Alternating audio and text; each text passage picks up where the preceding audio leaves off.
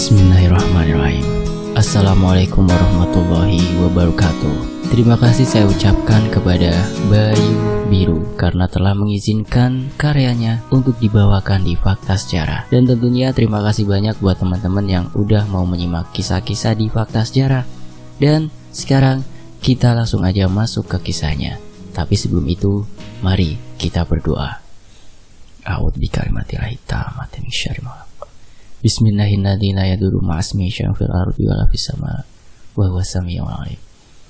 Allahumma sholli 'ala sayyidina Muhammad sallallahu alaihi wasallam. Ini dia selengkapnya.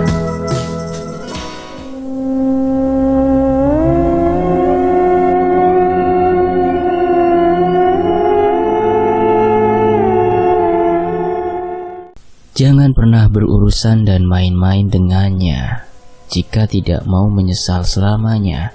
Dengan keberadaan sang ratu yang sampai saat ini masih tetap ada dengan kekayaannya, Nyi Ratu Blorong, berdasarkan kisah nyata. Kisah seorang pemuja Nyi Ratu Blorong, legenda pesugihan di pantai selatan Pulau Jawa. Berkat persetujuan para narasumber, syukur alhamdulillah akhirnya bisa kisah ini saya ceritakan dan semoga bisa diambil hikmahnya. Legenda pesugihan dari Laut Selatan Pulau Jawa yang selama ini dianggap dongeng sebelum tidur oleh sebagian orang, Nyi Ratu Blorong, sosok siluman ratu ular sebagai simbol kekayaan. Sejauh ini sang ratu hanya dianggap mitos yang sangat kental dengan dunia mistis. Faktanya, ia ada dengan jati dirinya yang tak kasat mata dan tetap setia sampai detik ini dengan para sekutunya. Inilah kenyataan yang ada dan tak disadari sepenuhnya oleh manusia di kehidupan masyarakat milenial sekarang ini. Sebenarnya para pengikut sang ratu sebagian kecil masih tetap ada di sekeliling lingkungan kita tanpa ada yang tahu. Inilah salah satu kisahnya dari banyak cerita Nyi Ratu Blorong. Kisah ini berasal dari teman penulis sendiri yang pernah mengalaminya. Peristiwa ini terjadi di era tahun 1997 sampai 1999 saat krisis moneter melanda di negeri ini. Nilai rupiah terpuruk, diperberat dengan kejatuhan ekonomi di negeri kita tercinta. Keadaan ini memaksa sebagian pengusaha terpaksa menutup usahanya sebelum menanggung kerugian yang lebih dahsyat lagi. Akibat tutupnya sebagian besar industri dan pabrik menyebabkan PHK massal mulai merajalela. Otomatis pengangguran meningkat dengan cepat. Begitu juga dengan indeks kemiskinan serta kemelaratan ikut melesat tak terkendali. Hanya sebagian kecil pemegang dolar yang aman dan untung serta nyaman di kursi bisnisnya, tapi tidak untuk masyarakat pemegang rupiah. Lokasi kejadian kali ini berada di Provinsi Jawa Timur, tepatnya dari kabupaten tersebut. Di saat kebanyakan pabrik tutup, para buruh banyak dirumahkan alias PHK. Nasib pemutusan hubungan kerja sepihak itu juga dialami Udin dan Sarji, karena mereka berdua juga buruh pabrik yang terkena imbas dari krisis ekonomi moneter. Gelar pengangguran baru yang tersemat dalam diri mereka ini juga memaksa mereka jatuh ke dalam jurang kemiskinan akut dalam waktu singkat. Mereka harus memeras otak untuk bisa bertahan hidup dan menafkahi keluarganya. Di tempat asalnya, Udin hanya mempunyai sepetak tanah dengan rumah sederhana di atasnya, sedangkan semua anggota keluarga menggantungkan hidup kepadanya. Udin mempunyai 1 istri dan 3 orang anak yang masih kecil-kecil, sedang mertua dan kedua orang tuanya sudah tiada lagi. Tiap hari, Udin sibuk mencari pekerjaan. Pekerjaan apa saja siap dia lakukan, tapi keadaan waktu itu sungguh tidak memungkinkan. Kesana kemari tanpa hasil yang jelas, hingga akhirnya ia disibukkan untuk mencari pinjaman sebagai penutup kebutuhan sehari-hari. Mulai bank harian, mingguan, dan bulanan pun lengkap ia koleksi. Dari lintah darat sampai lintah laut, ia pun selami untuk berhutang. Nasib baik memang tak lagi sampai berpihak kepadanya. Tapi ia masih mempunyai keyakinan untuk berusaha, untuk bekerja secara wajar. Udin ini kebetulan bertetangga dengan Sarji. Tepatnya rumah Udin saling membelakangi satu sama lain. Kebun berukuran lebar 6 meter yang memanjang sebagai batas rumah mereka. Di belakang rumah ini, mereka juga sering bertemu dan berkumpul. Mereka berdua dulunya memang berteman sejak kecil, hingga sampai sekarang berkeluarga. Di belakang rumah ada sebuah pohon keres yang lumayan besar dengan daun yang sangat rindang. Di bawahnya terdapat tempat duduk dari kayu seadanya. Kursi kayu di bawah pohon ini mereka gunakan sebagai ajang kumpul-kumpul sesama mantan buruh pabrik. Mereka berkumpul untuk membahas pekerjaan dan peluang usaha yang mungkin masih bisa diraih, tapi tidak dengan Sarji. Kehidupan Sarji sebenarnya tak berbeda jauh dengan kondisi ekonomi dengan Udin. Mentalitas Sarji setelah terkena PHK besar-besaran malah turun drastis. Mulai bermalas-malasan, suka foya-foya dan mengandalkan harta dari orang tua. Sarji seakan lupa dengan tanggung jawabnya sebagai seorang kepala keluarga. Dia terus melakukan kebiasaan buruk itu tanpa memikirkan masa depannya. Tapi keadaan itu tidak berlangsung lama. Seketika harta kedua orang tuanya mulai menipis dan semua berubah. Uang pensiunan kedua orang tuanya lama-kelamaan juga tak mampu menyokong gaya hidup Sarji. Sampai akhirnya hartanya habis juga. Kedua orang tua Sarji masih menyisakan sebidang tanah dan rumah yang ia tempati. Sedangkan untuk uang sudah tak ada lagi. Sarji setiap harinya hanya berhutang dan hutang. Semakin lama hutang Sarji semakin menumpuk, melebihi hutang Udin. Setiap hari kegiatan Sarji hanya main ke warung, makan, rokok, kopi, dan mencatatkan hutang-hutang baru di buku bon. Sedang istrinya di rumah belum dikaruniai buah hati, juga berpangku tangan. Selain ke warung, Sarji juga hobi berjudi togel. Dari kebiasaan inilah pundi-pundi kemelaratan mulai bertambah parah kepada keluarga Sarji. Kehidupan Sarji semakin hari semakin melarat. Hidup tidak tenang karena terus dikejar hutang dan hutang. Dia sudah tidak bisa berpikir lagi. Apa yang harus dilakukan untuk keluar dari kubangan hutang? Semakin hari, hutang semakin menumpuk karena bunga-bunganya. Desember 1997, di siang hari yang sangat terik, Udin dan Sarji sedang duduk-duduk di warung langganannya, sekedar mencari hiburan.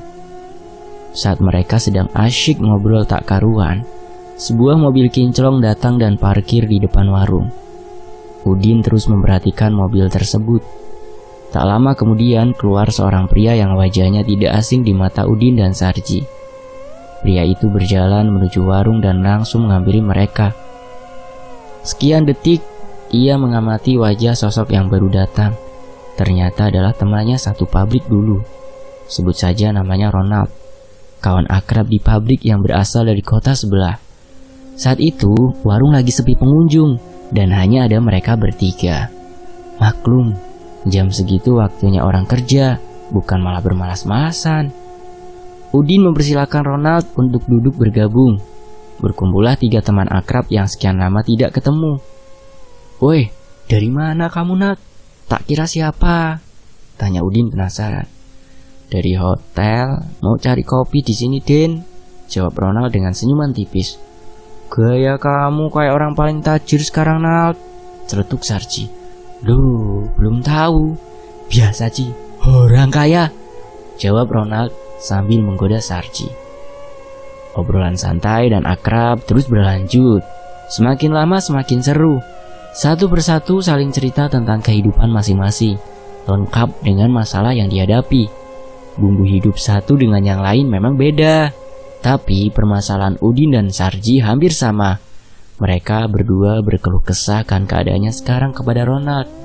Tapi Ronald belum merespon keluh kesahnya karena masih asyik ngobrol tentang nostalgia mereka selama ini. Selain itu, Ronald yang sekarang sudah berubah drastis Banyak pikiran yang harus dicurahkan untuk urusan bisnisnya. Sekian lama mereka bicara ngelantur kesana kemari dan berkhayal tidak jelas. Akhirnya Ronald mulai iba kepada mereka berdua dan memulai pembicaraan serius. Kalian mau ndak hutang kalian lunas dan bisa kaya seperti aku?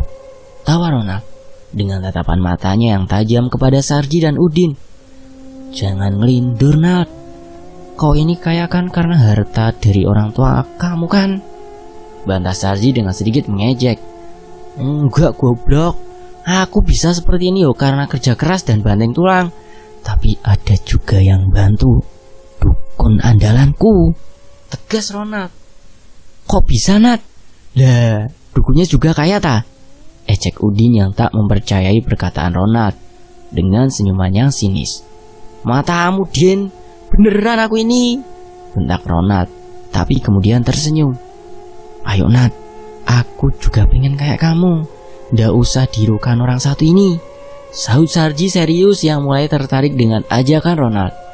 Ya udah, besok jam 10 pagi kita ngumpul di sini. Aku yang jemput, gimana? Ajak Ronald dengan nada serius. Kamu ikut nggak, Din? Tawar Sarji serta kepalanya menoleh dengan wajah serius kepada Udin. Seketika itu juga, tatapan mata semua tertuju pada Udin. Karena dari awal ia ogah-ogahan dan meremehkan Ronald. Udin hanya terdiam dan terpaku mendengar Ronald dan Sarji. Sedang Ronald dengan rasa iba dan rasa solidaritas pertemanan ingin membuktikan serta membantu kepada kedua kawannya ini.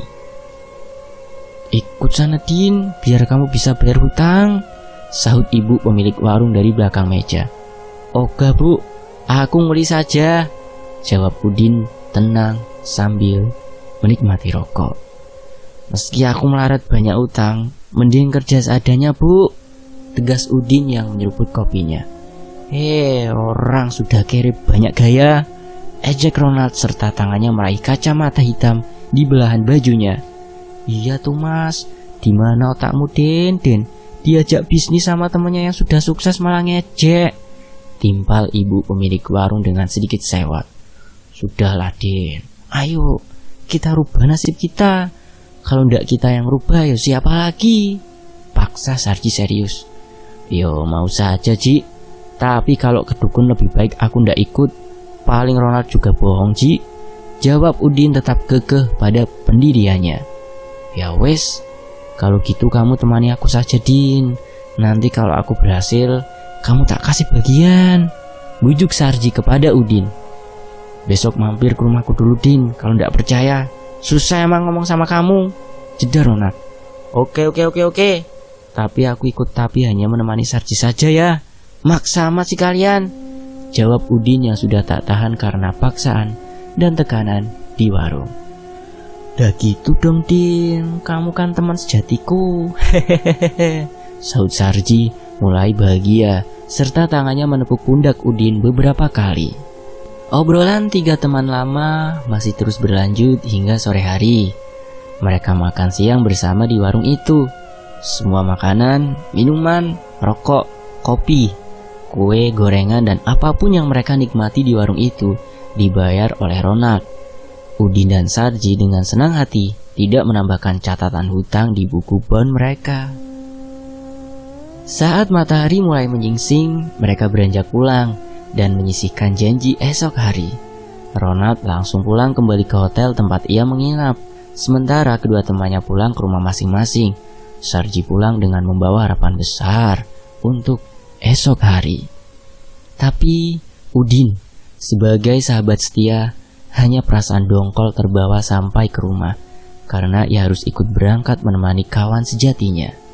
Esok hari yang sangat ditunggu Sarji telah tiba, jam 10 tepat. Setelah mendapatkan izin dari keluarga masing-masing tadi malam, mereka berangkat dengan membawa bekal seadanya. Langkah Sarji dengan semangat pergi ke warung sesuai janji Ronald kemarin. Sedang Udin langkahnya gontai saat menemani Sarji di sisinya. Beberapa saat Sarji dan Udin sudah menunggu di warung, tapi Ronald belum kelihatan. Hari beranjak siang, panas mulai terasa. Kegelisahan terpancar jelas di wajah mereka berdua. Sarji terus melihat ke arah jalan di luar warung, hingga haus pun tak terbendung. "Bu, es teh 2 ya," pesan Sarji. "Utang lagi mas," saut ibu pemilik warung. "Tenang, kali ini saya bayar bu, kan teman saya bos bu." "Hehehe," jawab Sarji. "Halah mas, yang bos itu teman mas, bukan mas Sarji," jawabnya sinis.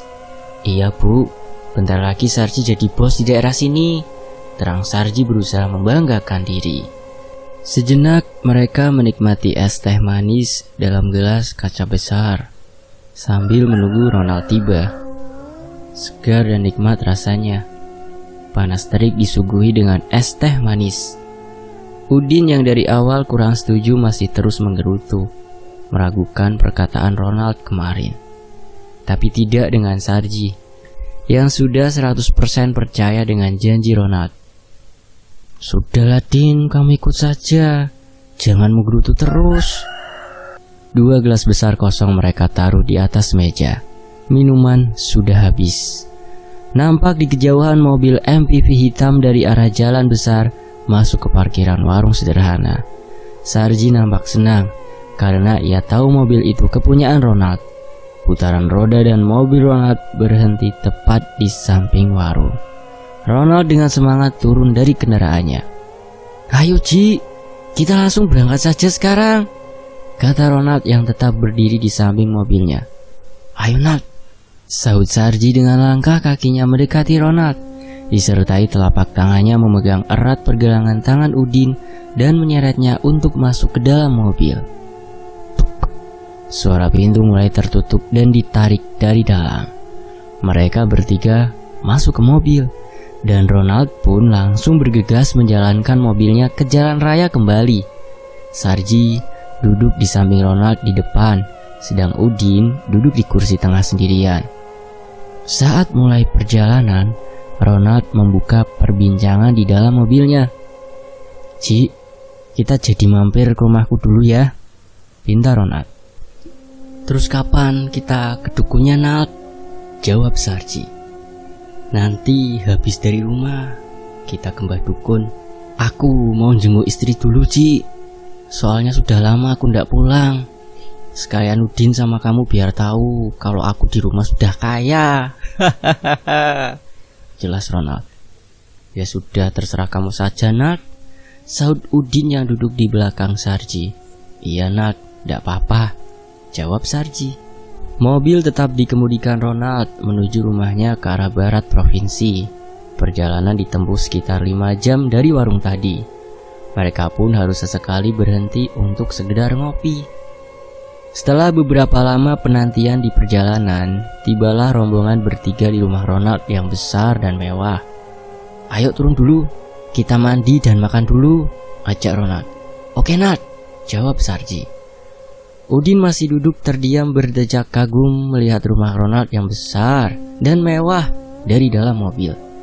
Sarji yang mengetahui hal ini langsung mengajaknya keluar. "Ayo Den, jangan melamun saja," kata Sarji. Iya Ci," jawab singkat terbata-batanya Udin. Setelah semua berdiri di teras, sejenak mereka bertiga memandangi rumah mewah itu sambil menggerakkan kepala serta bagian tubuh yang kaku. "Gimana Din, sudah percaya kamu?" kata Ronald. "Iya Nak," jawab Udin kesal dan malu karena meragukan perkataan Ronald dari kemarin. Mereka mulai berjalan memasuki rumah bergaya modern bercat putih 2 lantai dengan garasi mobil yang cukup besar di sebelah kanan. Pandangan Udin dan Sarji tak henti-hentinya melihat dengan seksama tiap sudut rumah mewah Ronald dan sekelilingnya. Mereka sangat takjub dengan pencapaian temannya dalam waktu singkat. Hingga mereka hanya bisa berdiri dan terdiam menikmati kemewahan rumah Ronald. Ronald tetap masuk ke dalam rumahnya dan meninggalkan kedua temannya yang sedang berdiri. Beberapa saat kemudian, Ronald kembali, tapi ia mendapati kedua temannya masih di luar. Dengan perasaan agak gusar, ia mendekati Sarji dan Udin. "Ayo masuk dulu Ci, Din, kayak orang kampung saja kamu ini. Baru lihat rumah mewah wajah pada kelihatan begonya," kata Ronald, dan langsung menarik kedua tangan temannya untuk masuk ke rumahnya. Sarji dan Udin dipersilakan duduk langsung di ruang tamu Ronald yang mewah. Beberapa saat kemudian, pembantu Ronald datang menghampiri. Pembantu Ronald membawakan minuman dingin serta makanan ringan. Sarji terlihat sangat semangat untuk mengikuti jejak Ronald setelah melihat keberhasilan Ronald. Tapi Udin hanya merasa malu akan keluh kesahnya tadi pagi. Saat mulai memakan hidangan. "Gimana Din, percaya ndak sama aku?" tanya Ronald. "Iya Nald, aku percaya," jawab Udin yang datar. "Hebat kamu Nald, sudah bisa sekaya ini. Ngomong-ngomong istri kamu kemana?" tanya Sarji. "Lagi keluar, biasa Ji, sosialita zaman sekarang," jawab bahagia Ronald. "Sekarang kalian mandi dulu, habis itu kita langsung pergi," pinta Ronald. "Iya Nat," jawab Sarji dan Udin bergantian. Setelah mendapat perintah dari Ronald, Sarji lebih dahulu pergi ke kamar mandi. Melihat Udin yang masih santai, Ronald menatap kepada Udin. "Din, mandi sekalian sana. Rumah besar ini ada 3 kamar mandi di tengah," perintah Ronald.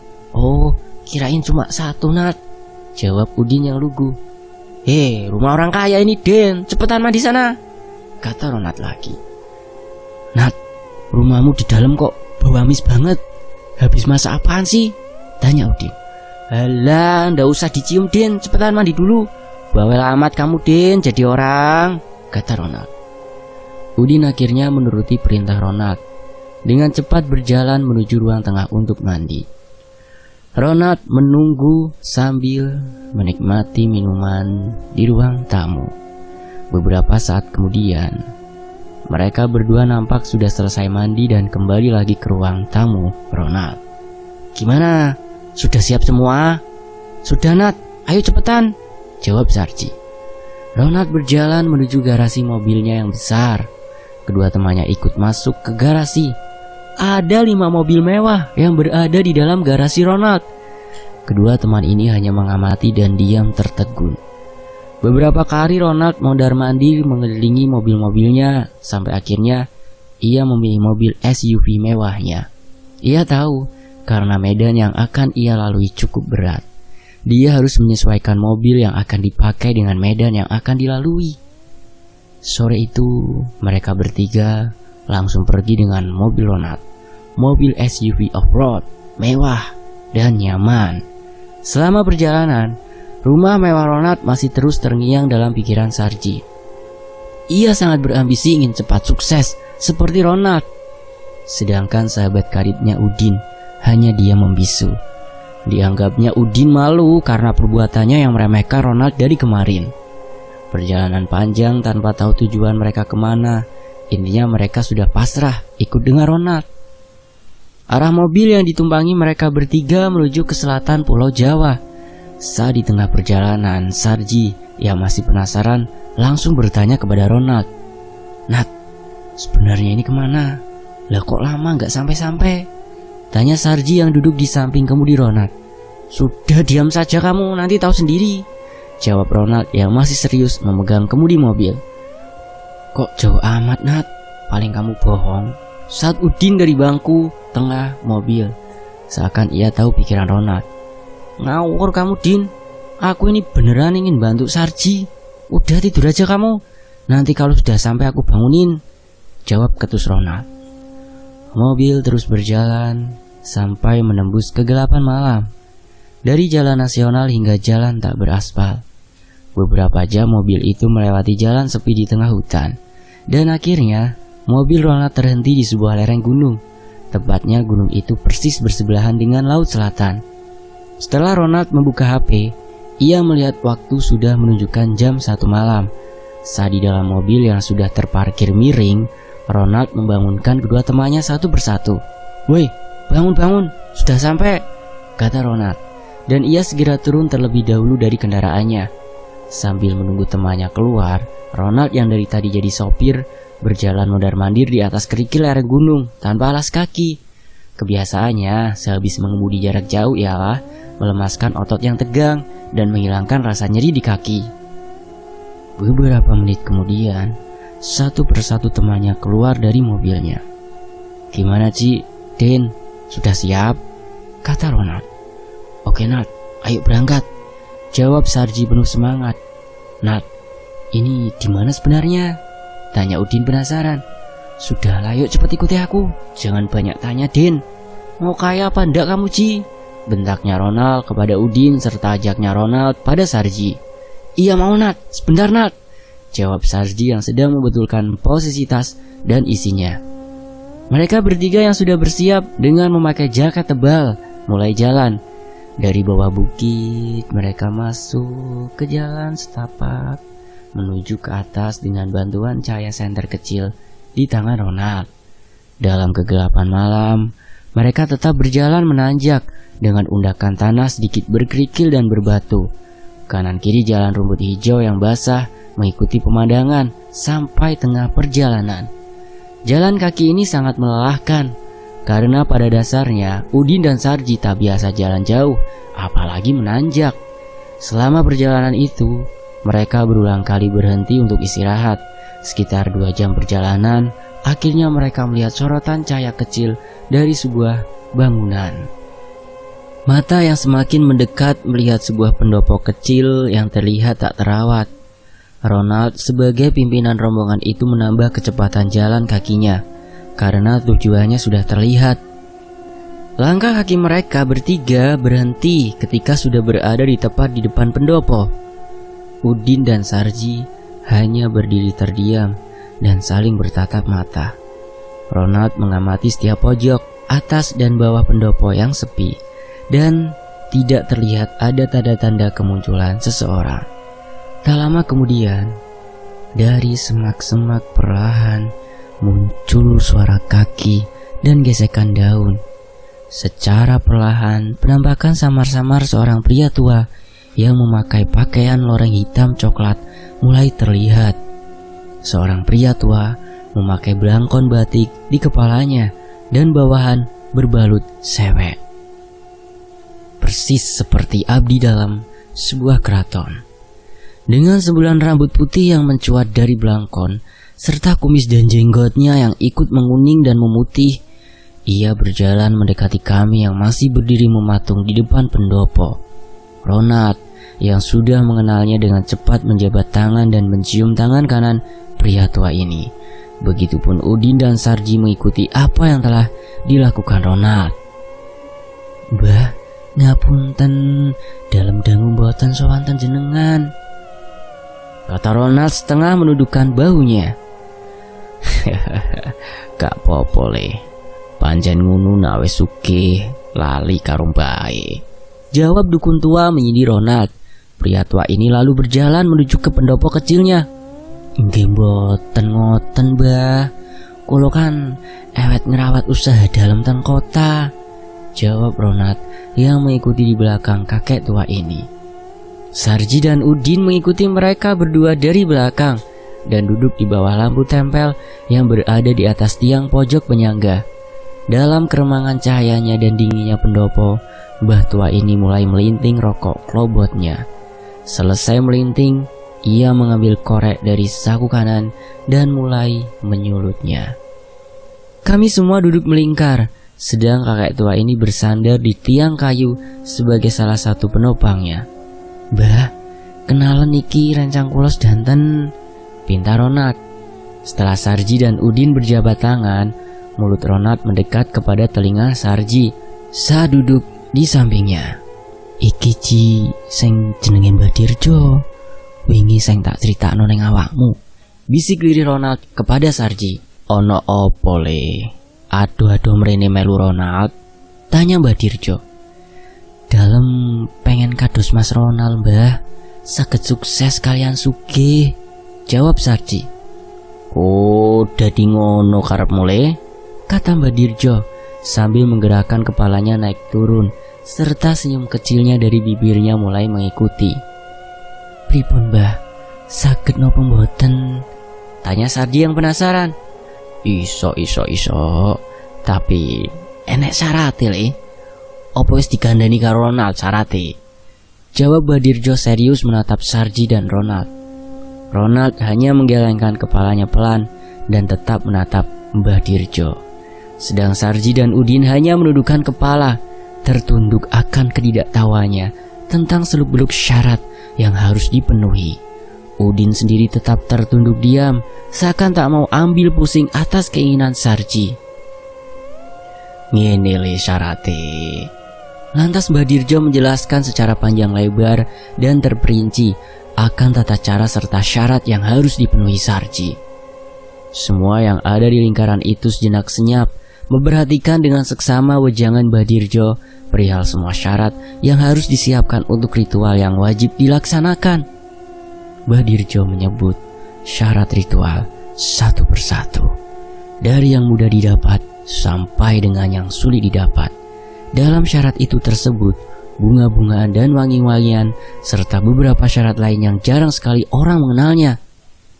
Udin yang tidak tertarik dengan semua itu, hanya tetap tertunduk dan mendengarkan suara Mbah Dirjo yang masuk telinga kanan, keluar telinga kiri, tapi tidak dengan Sarji. Dia dengan seksama mendengarkan dan memperhatikan dengan serius apa yang diwejangkan oleh Mbah Dirjo. Kalau diperbolehkan mencatat, mungkin Sarji sudah mencatatnya sampai dengan 1 halaman penuh. Akhirnya Mbah Dirjo sampai pada rangkaian kata terakhir, wejangan tentang ritual itu, dan sekali lagi menanyakan kesiapan Sarji atas ritual perjanjian yang akan dijalaninya. Karena kesepakatan itu tidak hanya akan mengikat Sarji seorang, tapi juga semua anggota keluarganya sampai akhir hayat. Bukan persoalan main-main, sehingga harus dipikirkan dengan matang dan sudah dipertimbangkan dengan baik. "Injih Mbah, dalam pun siap. Kinten-kinten dimulai ini pun ritual kapan nggih?" Jawab dan tanya Sarji yang tak sabar dan sudah ingin cepat kaya. "Saiki rapopo le, sesajene ben disiapno kancamu Ronald. Piye nak?" Bersambung. Saya pamit dulu ya. Terima kasih sudah menyimak kisah ini. Dan terima kasih juga buat teman-teman yang udah mampir ke channel Cadangan Admin. Buat yang belum mampir, silahkan mampir ya. Ditunggu loh. Itu di layar akhir sudah ada.